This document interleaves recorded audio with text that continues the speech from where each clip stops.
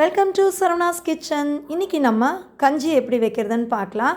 இந்த கஞ்சியில் பல வகையான அரிசிகள் கலந்துருக்கு.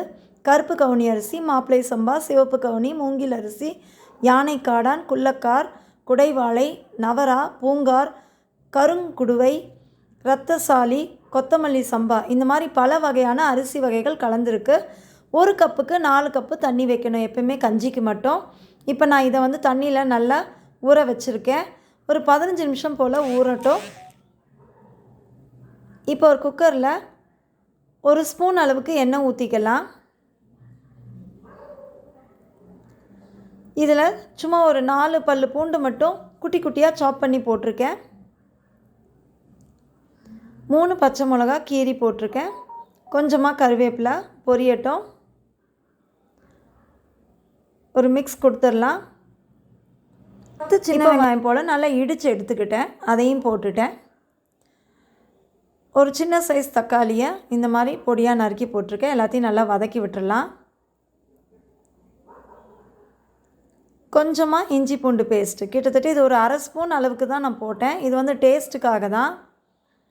அதையும் நல்லா மிக்ஸ் பண்ணிடலாம். இப்போ பாருங்கள், அந்த ஸ்பூன் ரொம்ப சின்ன ஸ்பூன், அதனால் அதில் நான் 2 ஸ்பூன் போட்டுக்கிட்டேன். சிக்கன் மசாலா இது ஆப்ஷனல் தான். சிக்கன் மசாலா போட்டு பண்ணிங்கன்னா கஞ்சி இன்னும் நல்ல டேஸ்ட்டாக இருக்கும், ஃப்ளேவரோடு இருக்கும், நல்ல ஸ்மெல்லும் இருக்கும். இப்போ அதை நல்லா மிக்ஸ் பண்ணதுக்கப்புறம் இப்போ ஊற வச்ச குருணையை நம்ம உள்ளே போட்டுடலாம். 1 கப்பு குருணைக்கு 4 கப்பு தண்ணி விடணும். அதுதான் அளவு. நீங்கள் எந்த அளவுக்கு ஆட் பண்ணுறீங்களோ அந்தளவுக்கு தண்ணி ஆட் பண்ணிக்கோங்க. இப்போ தேவையான அளவு உப்பு போட்டுட்டு குக்கரை மூடி வச்சிடலாம்.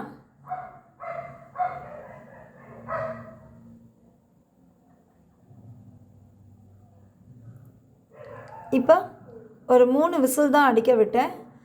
சிம்மில் வச்சு தான் நான் வேக வச்சேன், ஹையில் வைக்கலை.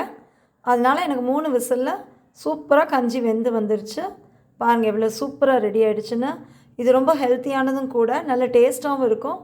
இந்த ரெசிபியை ட்ரை பண்ணி பாருங்கள். வீடியோ உங்களுக்கு பிடிச்சிருந்தா லைக் பண்ணுங்கள், ஷேர் பண்ணுங்கள், கமெண்ட் பண்ணுங்கள், சப்ஸ்கிரைப் பண்ணுங்கள். மறக்காமல் பக்கத்தில் இருக்க பெல் ஐக்கானை ப்ரெஸ் பண்ணுங்கள்.